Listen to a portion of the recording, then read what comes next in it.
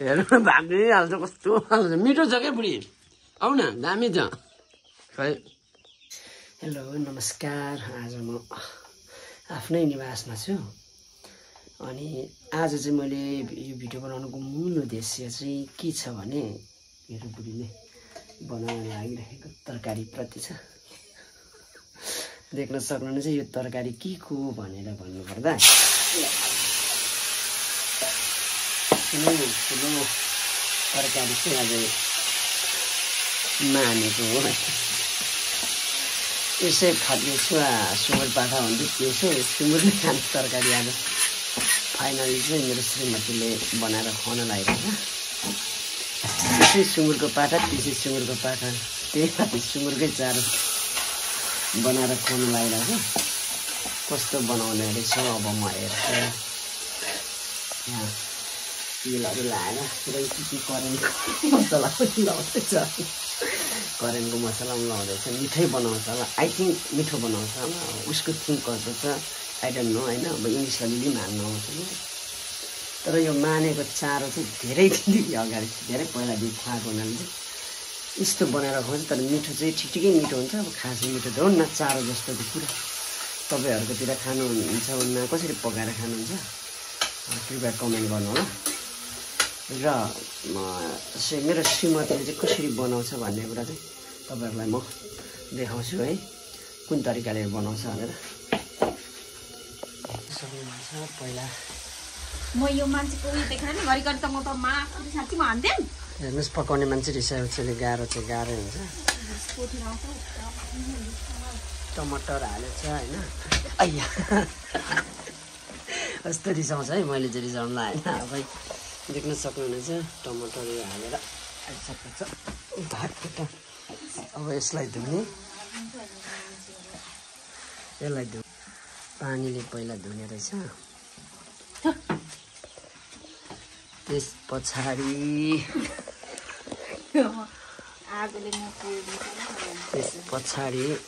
चलाउने रहेछ देख्न सक्नुहुन्छ है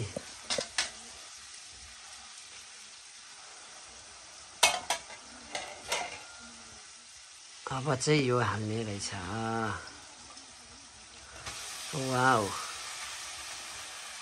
तरिका यो हो तपाईँहरूले पनि पकाएर खानुहुन्छ नि यो तरिकाले कम्पलसरी करेन्ट चौचाउको मसला चाहिँ कम्पलसरी चाहिने रहेछ यो तरिका ल चलाउने यसलाई